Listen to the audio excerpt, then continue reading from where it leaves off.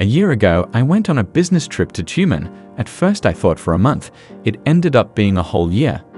When I told my wife after 2 weeks of being on a business trip that I was staying here for a long time, she was hysterical, but could not leave to join me because she had just recently got a job at a good firm and she had good prospects, especially since I knew that in any case I would be back. In general, we had a big fight with her.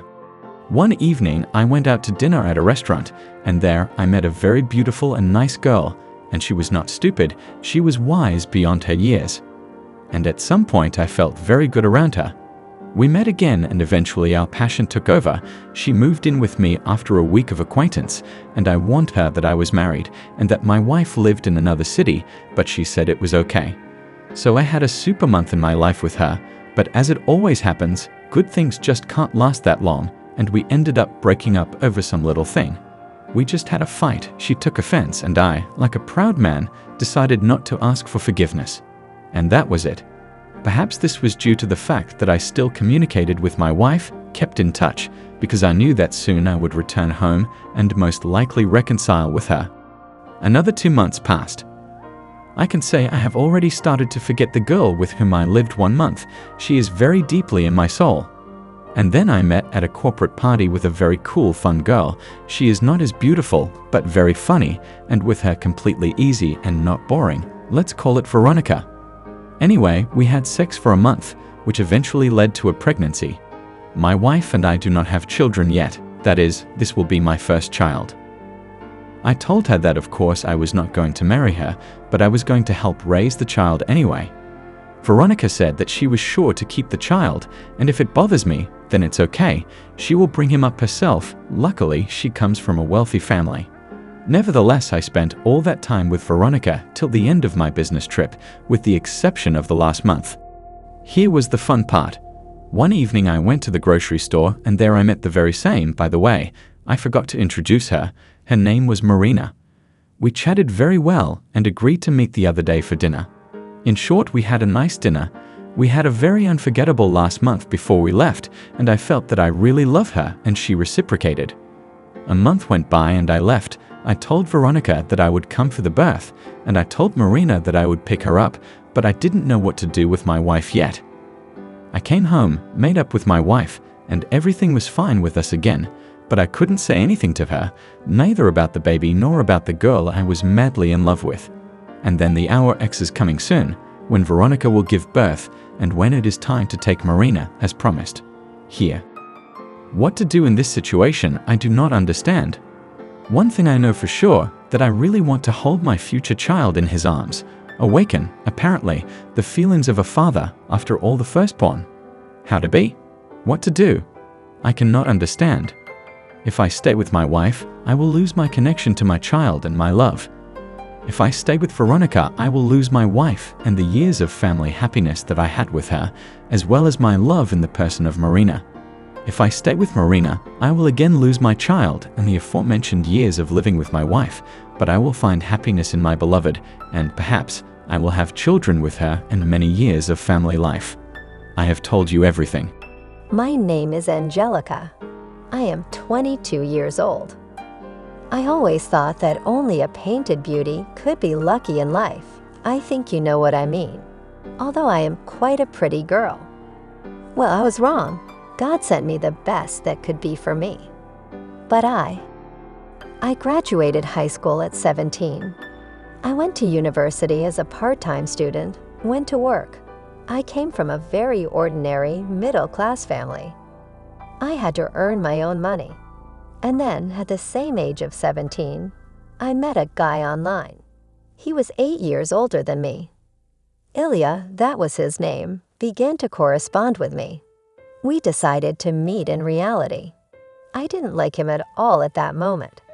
Ilya had invited me to his place for coffee. It was winter. And so we started chatting little by little. He turned out to be an interesting conversationalist. He worked as a programmer. I liked him more and more. We met. We went to the Crimea in summer to rest in tents. And at 18, I married him. We had a nice family. We suited each other in everything. But as it happens, one but happened. I started talking about children.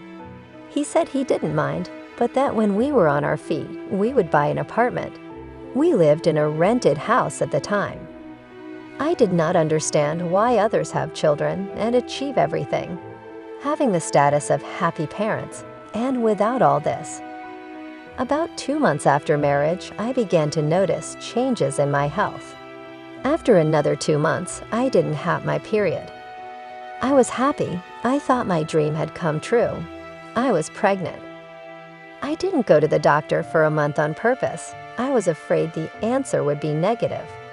Then I decided to come to a conclusion: hormonal imbalance. My head was full of thoughts. But why? What was wrong?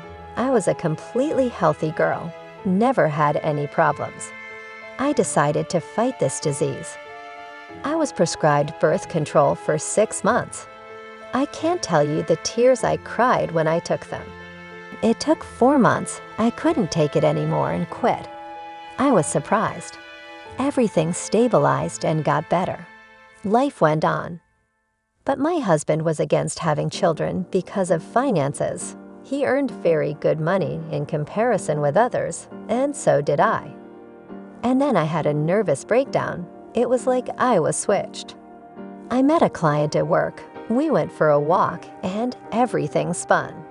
I did what I regret the most in life. I cheated on my husband. And then a few weeks later, I found out I was pregnant. There was no limit to my joy and happiness. Told my husband. I started going to the doctor. My husband had some men's tests, and the answer came back. The doctor looked at it and said, "I wonder how you got pregnant by your husband, low activity." And then it hit me, what if it was not from my husband? No, it's unlikely. It can't be. I was using protection, and with my husband, only without. But this unpleasant thought was so ingrained in my head that not a minute went by that I didn't think about it. I looked at Ilyusha, how he took care of me, and thought that I couldn't do that. I couldn't cheat. I couldn't give him someone else's baby. And I made up my mind. I dared to tell him. And I did. He didn't file for divorce, didn't turn his back on me. He said, when you have the baby, we'll do the DNA, and then everything will be clear. At 7 weeks, I went in for an ultrasound. No heartbeat, fetus froze. The fetus is for all of them, and for me, it's the most precious thing in my life. Then the cleans, and nothing. Angina with a 40-degree fever. And my husband moved to Kiev. He found a job with higher salary. Then I go to visit him. He sort of gives me a second chance. Everything in a very small step comes back to the old way. But after the cleans, I have this hormonal breakdown again. And again, the tears in the treatment and my husband's entreaties for a baby. I felt like he didn't understand me at all at the time. Another friend of his became a father, and I freaked out and moved to our hometown. And we started living separately. I thought he'd come to his senses and call me. Just then, I met the man with whom I had cheated on my husband and began to build a relationship with him. My husband soon went to live with another girl, and then we got divorced. And this is the ending I came to. I now have a man with me who loves me, but I don't love him. It makes me feel really bad. It's like I'm in bondage. I tried to get my husband back, but it didn't work. I'm just at a crossroads. As it turned out later, my mother-in-law did not want me and my husband to have children quickly and made me a health spell. I thank God that I met a woman who took it upon herself to heal me with prayers and holy water. I feel much better now. And the treatment at the doctor's did not give me a permanent result. For 4 years, my mother-in-law put me in such agony. Now I feel very bad. I blame myself all the time, and I understand what my fault and mistake is. But there is no turning back. There is not a day that goes by that I do not think about how much I love my husband. A lot of people will judge me, and they will be right. I still can't wash away the rock I have in my soul. And when I think that I'm only 22 years old, and I've managed to mess up my life, and lose my baby boy. I just don't want to live. I do not know why I wrote this confession. It's all true, nothing embellished. Maybe as an example to others, or maybe to break off a little piece of the rock that is in my soul.